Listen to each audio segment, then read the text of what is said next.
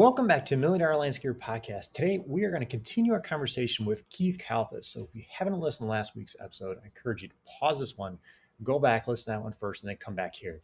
Today, we're going to continue talking about mindset and some of the personal growth that both Keith and I have both faced. It was an amazing, amazing episode, so do not miss it. I also want to remind you that we have our upcoming two-day virtual event happening October 29th and 30th. And it's the only estimating course you ever need. So when you hear people say you need to learn your numbers, you need to know your numbers, we're going to teach you those numbers. We're going to give you all the calculators you need to find your numbers.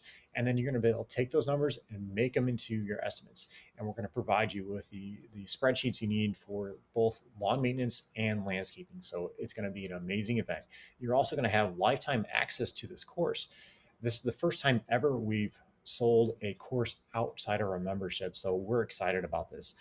This is going to be an amazing event. There's going to be lifetime access to it. So I encourage you, go check it out. Go to milliondollarlandscaper.com/numbers and get signed up today. This podcast is brought to you by Busy Busy. Busy Busy is so simple to use, and it's the most reliable GPS time tracking app on the market. And the best part is, it was built for landscapers. Busy Busy's founder created Busy Busy because he owns multiple construction companies and needed to understand better which projects were making him money and which projects were killing him. Payroll is the highest variable cost in the project, so you better be tracking it. Busy Busy does this better than anyone else. So download Busy Busy today, and don't forget to mention the Million Dollar Landscaper Podcast to get 3 free months. We want to take a quick second to tell you about our friends over at Cycle CPA. I can't even express to you how important it is to have a good accountant on your side. You know you want accurate bookkeeping and financial statements every month. Instead, you're often left with limited time to focus on the accounting side of your business and no reports to show for it. At Cycle CPA, the landscaping accountants, they not only handle the bookkeeping, but also provide landscape industry benchmarking, job costing, financials by service line, advisory meetings, and much more. Cycle CPA has a team of landscaping accountants available to provide anything from bookkeeping to CFO services. Visit cyclecpa.com, and for $100 off, mention the Million Dollar Landscaper Podcast. If you want to get the leads you want and turn your current clients into raving fans, then you need to try SendJim. They've created an exclusive offer just for our listeners. If you sign up today, you can get your first month for just $2. So if you haven't already, go to sendjim.io/MDL, where you can get even more exclusive deals just for Million Dollar Landscaper Podcast listeners. That's sendjim.io/MDL and take advantage of these awesome deals today. I agree. And I think we create a lot of this stuff in our own minds and like that we have to do this. We want to get to this point. But for me personally, I don't know for you, but like the older I get, the less I like care about those types of things. You know, I'm 45 right now, and I like some of that stuff that I cared about back when I was in 20s, you know, now I'm like, I don't care. You know, I don't care what people think about certain things. I'm going to do my thing and do what I want to do. And to me, it just, I've seen myself grow just in that aspect, just from time, I guess. And I think more and more people just kind of build up these things that they have to have this because it's on Instagram or Facebook or YouTube or whatever it is, that I will have to get that. Well, do you really have to get to that? You know, like my wife and I, we actually downsized our house from where we were at. We had a new house, nothing crazy, but we actually went to a 1939 house, and we're fixing it up. But our goal is to get out there and just travel the world and go visit landscapers and stuff in a trailer, like nothing crazy, but we don't care about some of the materialistic stuff that we used to care about it. And I think it's just to me, maybe share your thoughts on it. Is that something you think too happens? I can see that by talking to a lot of clients. We have clients with $1 million homes, and we just did a landscape job like a month ago, and the lady was so frustrated. We had just finished the job and, you know, did all the landscaping around the pool. She couldn't give a shit less. She just wanted us to be done and off her property. And I just kind of paused and talked with her a couple of minutes. I was leaving. And she's like, we always wanted a big house and a pool and all these things, and we have it. And it's a big headache because there's constantly something that needs to be done, and it's constantly causing us money. And she goes, I don't have it. I just want to sit and read a book outside. She's like, I want to sell this effing house and move to a condo with an HOA where they do everything so I can have some peace in my life. And she's like, well, but later on I'll probably be laying in the pool and saying the opposite. But I felt this dichotomy in this self-created suffering. And I see Why do elderly people eventually sell their house and move into a small condo community? Because all the things, be careful of all the things that you want, because those things will eventually have you. Everything that you have that's materialistic is like an anchor on you, and it's sucking all your time. And it's like, if you want a bunch of cars, you got to maintain them all. If you want a huge house, you have to spend, it's like the maintenance. I mean, before dinner, I was literally doing our weekly water change on our fish tank, and it's pretty quick. It's one fish tank, but it's like, I dream one day of having one of those big white and pink cockatoo birds. They're like African macaw I don't know. They talk and they're amazing. I've always wanted a bird, and one day I'm going to get one. But I was like, fuck, I ain't got no bird. That's a full-time job. We have 3 dogs, 3 cats, and 6 fish. I'm cleaning up 12 to 15 up to 20 piles of puke, shit, and piss around my house. Literally today, my dog came into my studio. He could have did it anywhere outside and threw up 3 big piles of puke right all over the carpet. Pukes all over the he's a special needs dog, so I'm not mad at him, and I love him. But my wife's dream is to open an animal rescue, so she's bringing in rescues and stuff, and it's like, I love her for it. She's opened my heart, and without these animals, I'd probably be in total depression. But I think about how people have all these animals and have like 3 to 5 kids and still become very successful. I don't understand how they do it. They must be so highly evolved in their consciousness. And another thing I think about, delegation by abdication. So imagine being so successful that you just say, like, you know how to create money. You're very good at that. You're like the wizard, and you're like, you just know how to hire the right people. And, all right, you do this. Here's your job description. Go do it. Do this, do this, and do this, and then you delegate all day, and then you hire somebody who's the delegator, who's the operations manager, who does all the delegating for you, so you can just be in imagination and creativity mode. You're just the innovator. That type of shit actually works in industries where there's products and services that are cutting edge or innovative, that have extremely high profit margins, where the profit margin allows you the money at your expense to be able to pay people well and give them all the benefits and be able to afford fuck ups and afford tons of marketing and innovation. And I look at, like, read books about companies like Apple and things like that, and people in technology companies that have built their businesses up to having extremely high profit margins. And I'm looking now, and it makes me question my own landscaping business. And I look at a business that has too many different variables and too much customization becomes very, very hard to scale unless you have cookie cutter practices that, it's copy paste, and they're pretty much doing the same relevant things over and over and over. And the amount of people lined up that are willing to do the same exact thing that you do, and it doesn't really take a lot of skill, the marketplace will determine how much you can actually get paid. It doesn't matter how much you think or believe you're worth if the marketplace can only bear so much. People aren't going to give you $100 per man hour to fucking trim bushes and pull weeds and lay mulch. And maybe there's certain times where the pressure is so intense right in the middle of, like, late June or in July, when they can't find any other landscapers and they're willing to pay anything.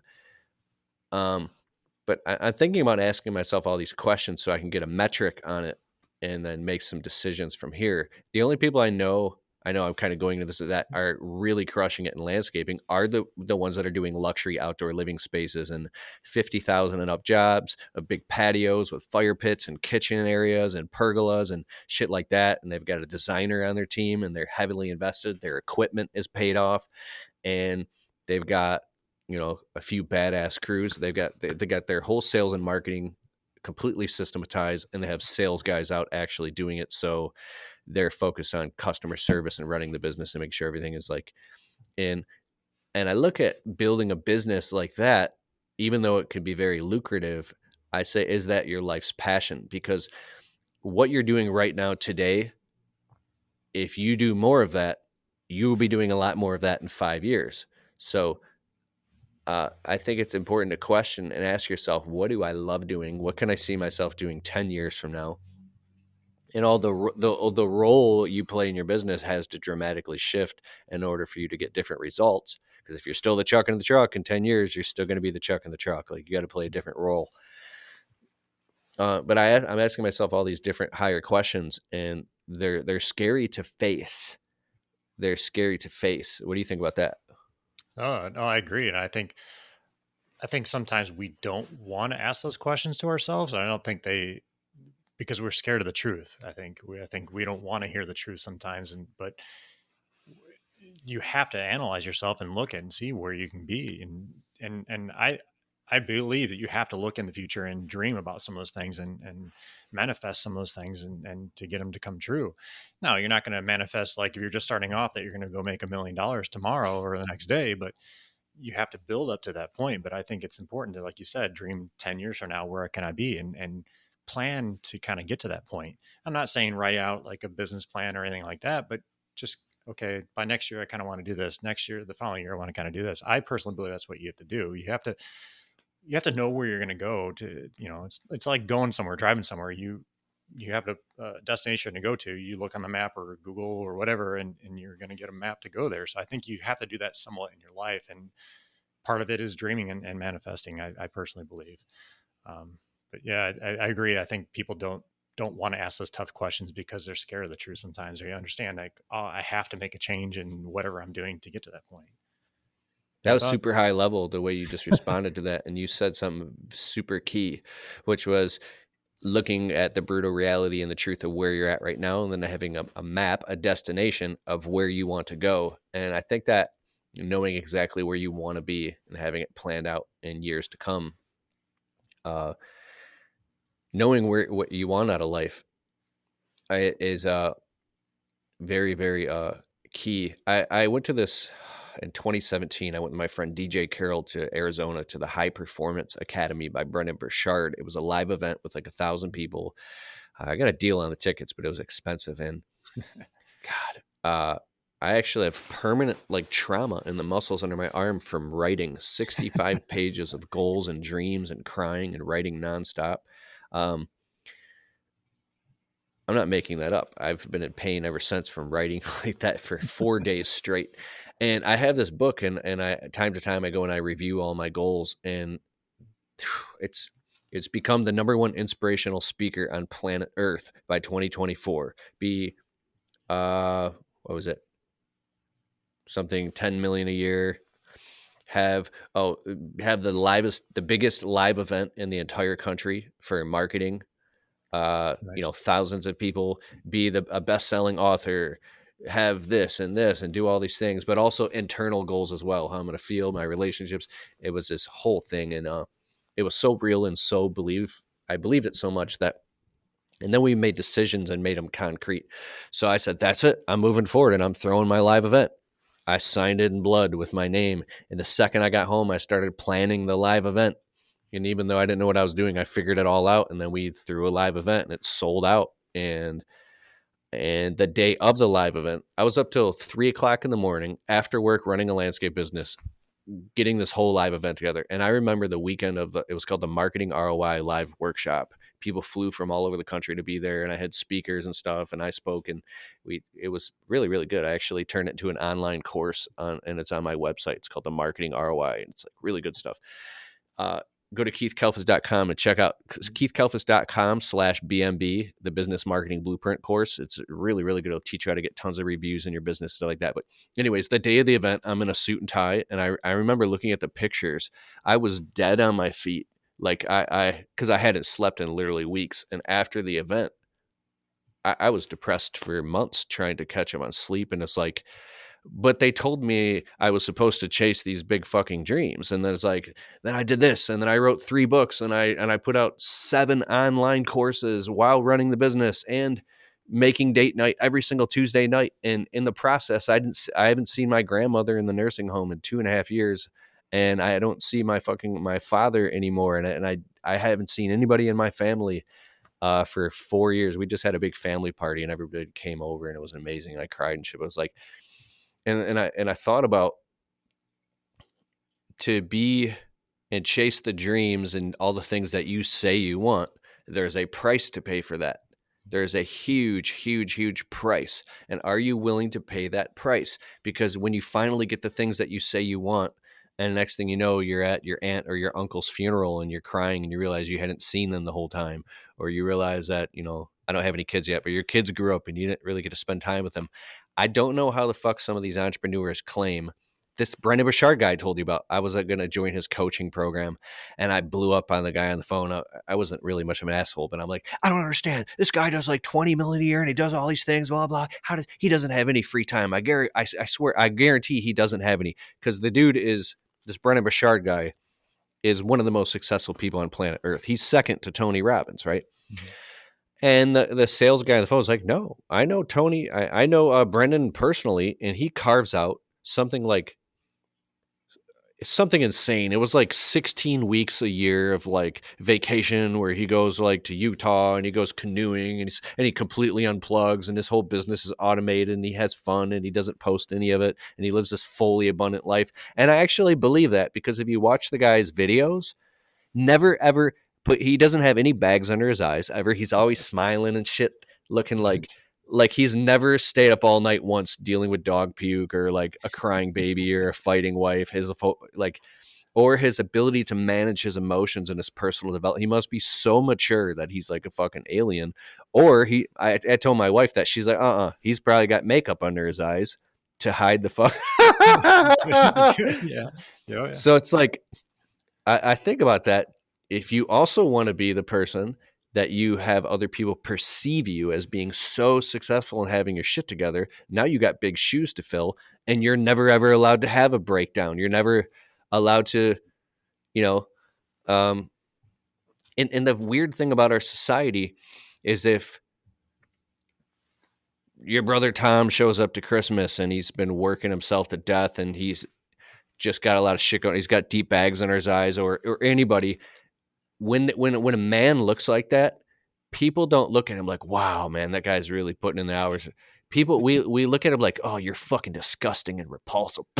Look at him with bags under his eyes, looking all, what are you, not getting any sleep? What is he, got a drug problem? Why does he look like that? And maybe the guy literally just fucking conquered like 8 Goliaths over the past 6 months and did shit that you would cry like a bitch with your tail between your legs. But because the guy's shoulders are down and he has bags under his eyes and he hasn't shaven and he you're never allowed to show any weakness. You're not allowed to be weak. And weakness is repulsive and disgusting. And especially, I think a woman will sniff that out and beat you over the head with a frying pan for being weak. You must always be stoic until your death, and even past your death. And yeah. Well, I agree, and I think society has kind of brought us to that way and thinking that way. And it's, again, it kind of goes back to the maturity level, I think, of yourself and where you're at in your life. Because sometimes it's like, whatever, they don't like, they can think what they want of you. And it's just, everybody's at different levels in their life, and I think it's just one of those things, But I can see where you're at with that. You're so mature, man. Sometimes after I do these podcasts, I'll lay in bed and go like, what the fuck did I? And I want to, like, I'll reach out to you, like, oh, dude, don't post that. Oh my God, I'm crazy. They're going to think that guy's. And then I'm like, dude, I don't give a fuck. That's just who I am. And then always somebody will email me or hit me up on Instagram. Bro, I listened to that podcast that you did. That shit was crazy. So it's like, I know that by me just showing my heart and being crazy ass me, there are people who can relate to that at a very deep level.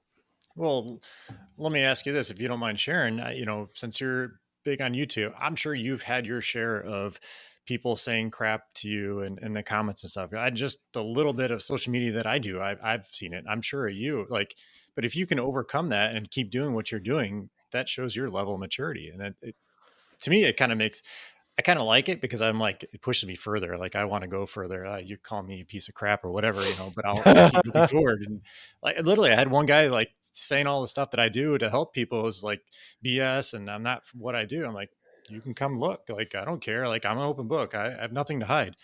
And I'm sure you're the same way.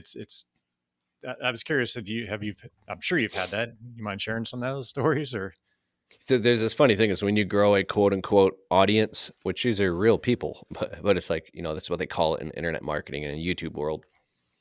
Be careful if you want to go on this YouTube journey. And here's why. There's certain attributes to your personality. My friend Stan Genetic, the dirt monkey, he's got like almost 800,000 subscribers. She said, be yourself with the volume turned all the way up. There are certain parts of you that outside of your community or the inside jokes or what the people who know you, like we do lawn and landscape, they understand when if you're crass or sharp about something or you crack a joke that's in dark humor, but they get it. So you're going to have a lot more people in the comments who watch your shit that are going to be, ha ha ha, that was awesome. Yeah, I know what you're saying. Oh, ha ha ha. But be careful, because if you have a video go viral and hit mainstream America and people hear what you're saying, they might not like that. And you might be getting called a bigot or unprofessional, or be getting called, you don't have respect for elderly people. Oh my God, I hope this guy goes bankrupt and goes out of business. I hope he loses everything. Somebody needs to, uh, karma's a bitch. I've had, probably like 15 or 20 videos go viral, anywhere from 500,000 to 3 million views, 1 million, 2 million. We get about 4.5 million views a month on social media. We've hit like 65 million views online. The podcast has 500,000 downloads, but we really went viral on Facebook, and every video I put out hit an average of 50,000 views for like 6 to 9 months straight. I mean, and these are videos that were meant for the lawn and landscape community. And so I'm literally in the videos talking about how the customer lady is out friggin' in her nightgown, and I'm on the ladder cleaning out the gutters. She's going, will you get that one over there? You're going to get that one, right? Right. And I'm doing these faces in the video and shit. Well, my husband used to do it that way. And I was like, and I'd make this crazy ass face. Like, I'm going to fucking get it, lady. Just calm down. like I would just do these things, but I get so into it that it's hilarious. It's Jim Carrey type shit. And people in the comments are crying, laughing. Well, this shit gets on social media on Facebook and goes viral, and now mainstream America is watching me, who I'm supposed to be some professional landscape guy. I start the video off with like a chip on my shoulder, and then halfway through the video I'm making faces and mocking customers, and people just, whoa, they're like, this guy's a total asshole, lunatic, narcissist. And so I've stayed up. There's one video I put out, and I regret it. Like, but I showed it to my wife too. She had very good judgment. My wife has a social media marketing agency. She's like, no, you need to keep that video up. Those people are stupid. So what the people in the comments will actually leave a negative comment, and they're emotionally triggered and upset about something that didn't even actually happen in the video. And they'll comment something that they perceived in there. And I'm telling truth, right? This is the truth. Now, some people are upset. For the people, different perception is reality, though. And then literally 200-300 people who have that same opinion will get triggered by the comment, won't even watch the whole video or understand what happened. And now they're all ganging up, calling this guy an asshole. And I'm like, this is politics happening right now on my video, that all these people are jumping on the bandwagon, calling me a narcissist. And that's not even what I really said in the video. That's not what I meant. So I'm up all night and been thinking about this for months, saying like, I can never, ever say that shit again. So as I become more lukewarm, the bigger my audience gets and the more millions of views we get, I become more lukewarm in my messaging, and it's not polarizing. And now my whole fucking Keith Kalfas brand is falling apart at the seams, because nobody's getting amped up or triggered or laughing because I'm not polarizing anymore. So I get coached on this stuff. My other marketer friends are doing very well. They're like, no, you need to hit the gas pedal, dog. You got to go all the way. You need to be the villain. And I was like, dude, so it's like, I quit cussing. I've cussed on here. I haven't dropped the F-bomb in a video in like maybe a couple times in a couple years. And so my videos were doing amazing when I was amped up, polarized, cussing, upset, just being super transparent. But now with this cancel culture, I'm very super alert of everything that I say. So if I want to say something, complain about customers, right, I'll be like, hey, most customers are good, and I love having a service business, and it's such a blessing to be my own boss, and most customers are awesome, but there's a few bad apples. That's what I'm going to talk about. And then I'll talk about the whole bad apples, and at the end of the video, I'll say, so with all that being said, there are a few bad apples, but most customers are good, and it's great to do this whole thing. And it's like, but I was doing shit like that, and I had some guy, he must have spent 2 weeks, man. He went through hundreds of my videos and found like little micro seconds of me flipping out and snapping and cussing and making weird faces, and he put it all together in a compilation of me going for like 10 minutes straight. Like, I know that was weird as hell what I just did, but it's like I watch this thing and I'm like, oh my god, oh my god. And he posts it and he's like, I showed it to my friend who's got a cinematography, videography business, who's made thousands of videos. I'm like, bro, what do I do about this? And he's laughing, watching it. I'm like, no, dude, this makes me look like a schizophrenic. He's like, nah, dude, you made it. Congratulations. You got other people making videos about you. So it's like, you can get all paranoid. It's like, unless you're actually saying hateful or racist things or anything, like, I think that some of the best comedians are self-deprecating. I saw this guy who's an actual midget on Netflix. I want to watch this, or Amazon Prime, and he has a stand-up comedy routine, and he's like self-deprecating, talking about being a midget, but he's doing it in such an open-hearted, transparent, humorous way, and he's talking about the stigmas of it. But because he is a midget, he's talking about it. Dude, I've got so much respect for this guy, and he's got so much guts. And it was hilarious, and I loved it. See, I feel bad. I'm monitoring myself right now, right?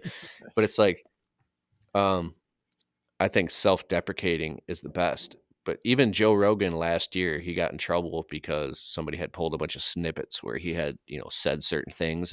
But he was a man, dude. He came out and he apologized. He said he's upset with himself. He can't believe that he said all those things, and he's growing as a human being. And, it's like, cause he knew that if he would have resisted it, that he would have just got hellfire. And so, yeah, with the social media thing, I think go look in the mirror and say, I am never allowed to say these things or these topics.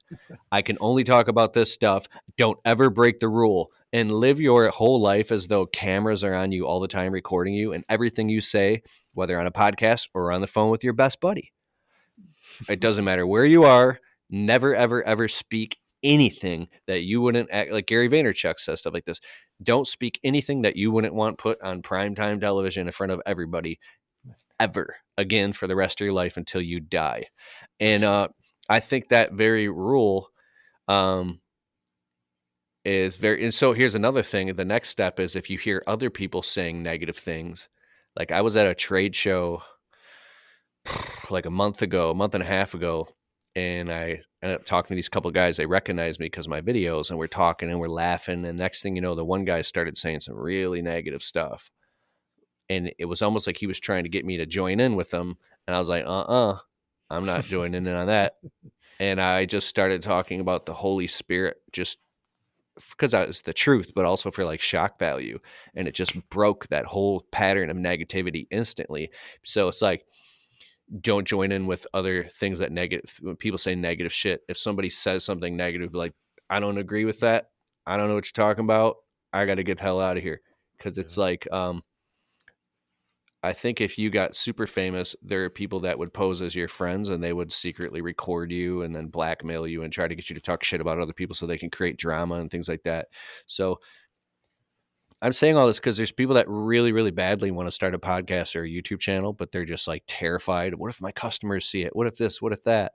And it's like, dude, when you're getting 20 and 30 views, nobody's really watching it anyways or listening to it.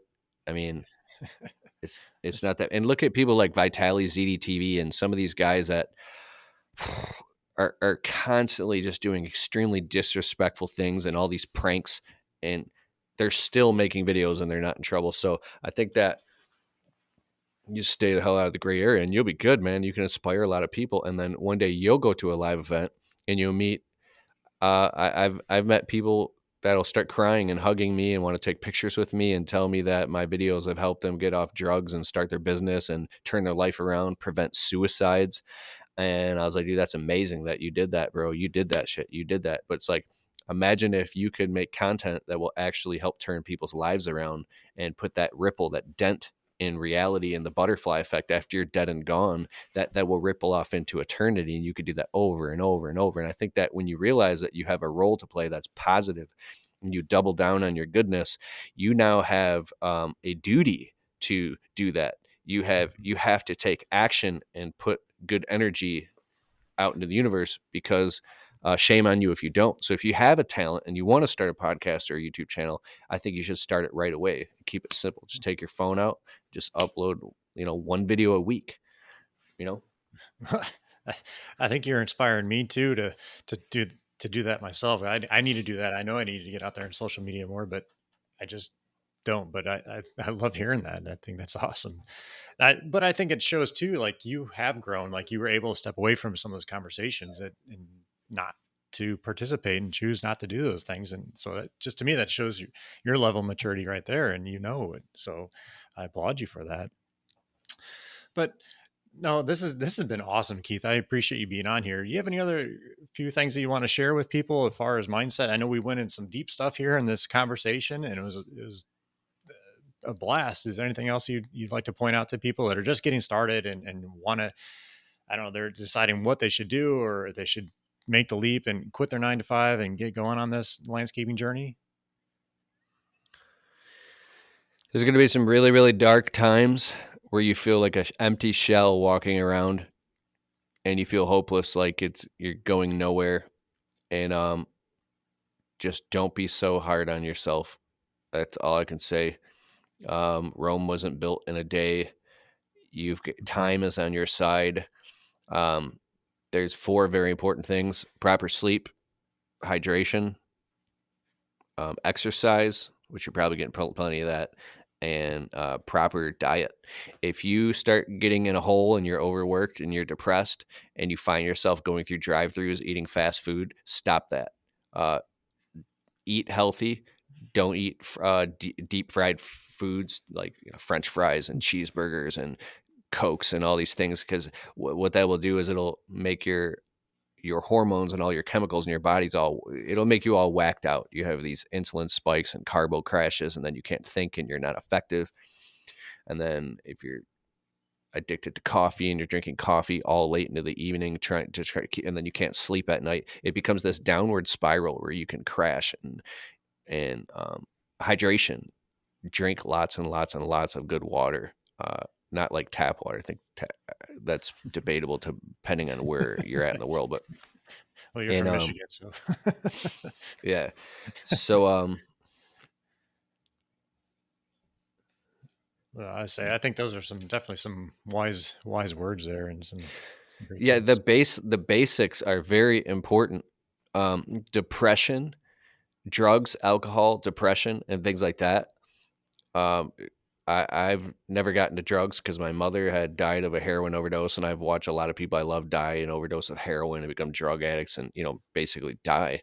And I've been at a lot of funerals. And so if you're doing drugs or hanging out with people that do drugs, stop that. If you're an alcoholic, find a way to stop it. And I'm not judging anybody because I think alcoholism and drug addiction is a sickness that it's very, very hard to overcome. And but stop it. Please, I'm begging you. And find a way to love yourself. There's the Ho'oponopono prayer. It's a Hawaiian prayer. I won't get too deep into it, but I love you. I'm sorry. Thank you. Forgive me. In any order you want to say over and over and over. I love you. I'm sorry. Thank you. Forgive me. So forgive everybody in your past for anything that was done wrong to you, or any way that you were mistreated or violated or wrongfully judged or feelings hurt, or just forgive over and over and over, and to the deepest depths of your heart, the things that you don't want to let go of. If there's anybody you need to call up that you haven't talked to in a long time, an old friend, or maybe you haven't spoken with your father in 3 years, call his ass up and find a way to work it out. And I have a cousin who said, you can love them, but you don't have to like them. It's like, agree to disagree, but at least don't let things go unsettled like that, and forgive yourself.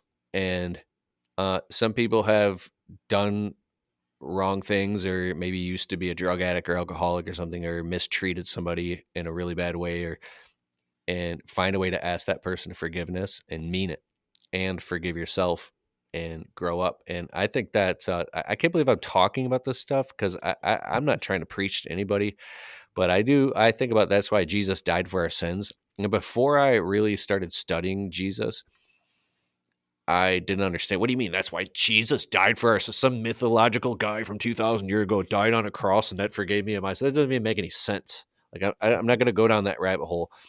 But um,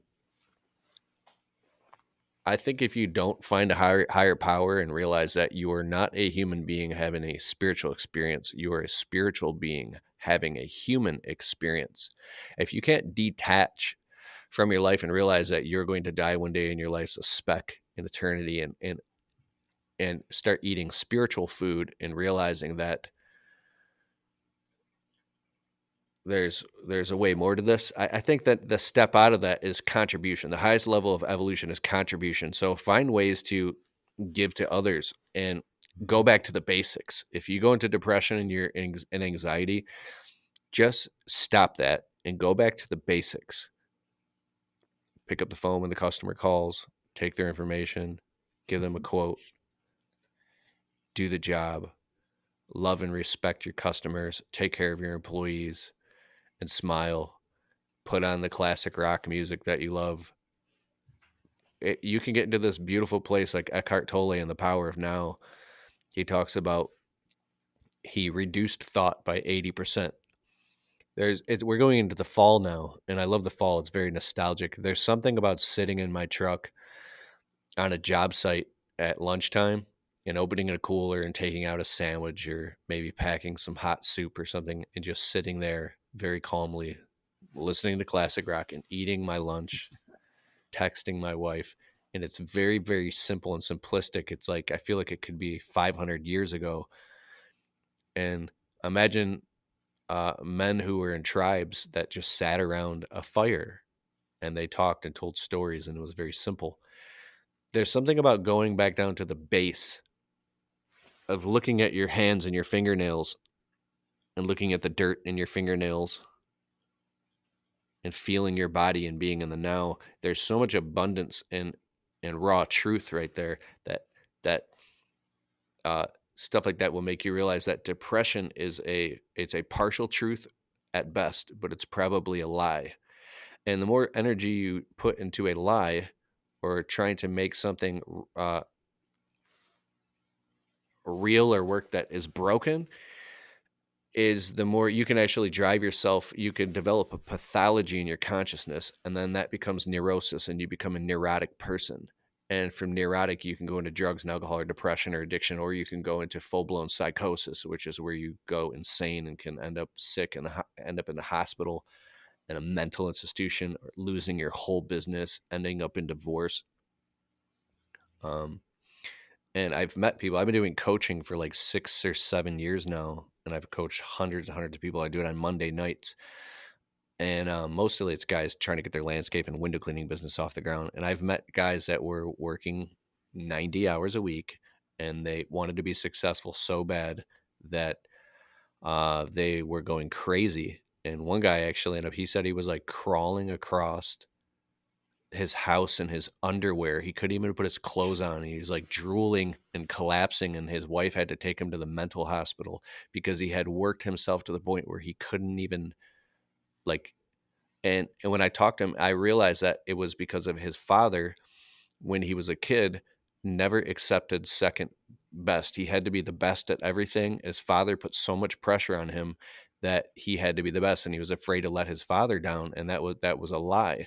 And so he was so afraid of failure because he wouldn't be accepted, that he fucking went crazy and ended up in a mental institution, and he lost his whole business and he had to rebuild it. And when he lost his business, which was his worst fear, and I was kind of I don't take any credit at all. I was coaching him through this so he fucking wouldn't kill himself or something. And he didn't. He'd fine. He was so relieved. He rebuilt his business from scratch, and he was doing things way too early that he shouldn't have done. And then he made it. He made it, and he realized that through the other side, it wasn't hell. It was just truth. It was awakening. So some of our, I think not Tolstoy. Well, Tolstoy, the great poet Tolstoy, laid on his deathbed and he said, "What if my whole life has been wrong? What if I spent my life chasing illusions?" You know, and I'm very fascinated by this. So Some deep thoughts there. Yes, man. That's awesome. So before you go build $1 million business and you got, 16 fucking guys working for you that have families to feed, just because you want to impress your father, just because you want to be accepted and you're putting other people's families on the line. Think about that. Think about that. No, yeah. No, yeah. All right, Keith.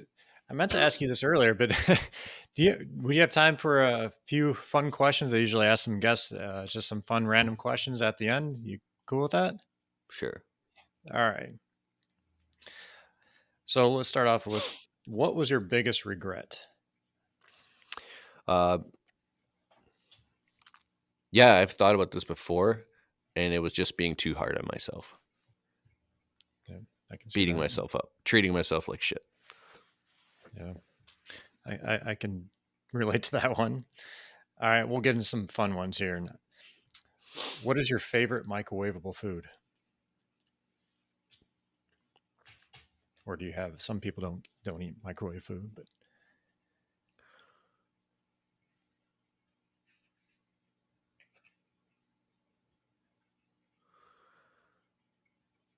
That's fucking really weird. Because I we think put leftovers like in the microwave, and um,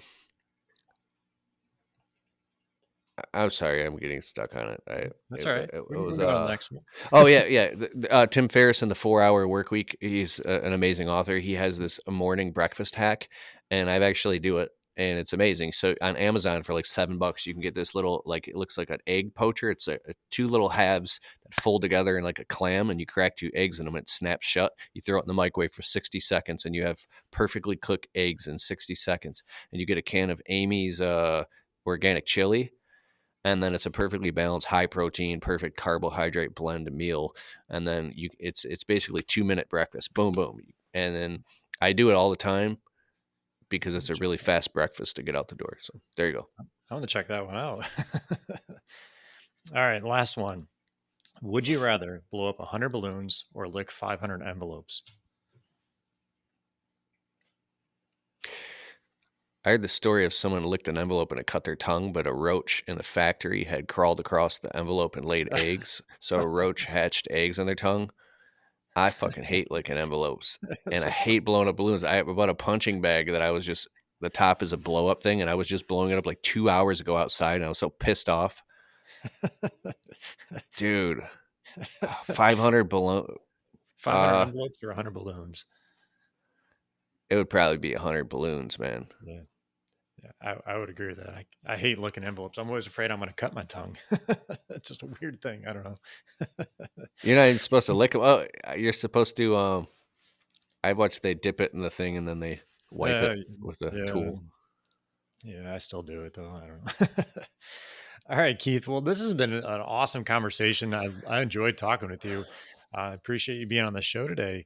Anything you want to add? And then also, you mind sharing where listeners can learn a little bit more about you and reach out to you? Yeah, you can check out my podcast. It's called the Untrapped Podcast on all platforms: iTunes, Stitcher, Apple, Spotify. The Untrapped Podcast with Keith Kalfas. Put out all types of episodes of deep stuff like this. And if you like the deep stuff, my main YouTube channel is Keith Kalfas. We just hit 124,000 subscribers, and then my other YouTube channel is called I Am Ability, and that's we talk about deep stuff about like consciousness. And then there you go from there. My website's keithkalfas.com, and I wish all of you the best of success. Awesome. Thank you, Keith. Again, appreciate you being on the show. Guys, definitely go check out Keith's website. He's got some amazing stuff on YouTube. If you're looking to get started and need to get your mind right, go check out his YouTube channel. All right, Keith. Well, again, I appreciate you being on the show, and look forward to chatting with you again in the future. Bro, I really, really genuinely appreciate it. Thank you so much. Yep, you too. Thank you. Have a good one. Good night.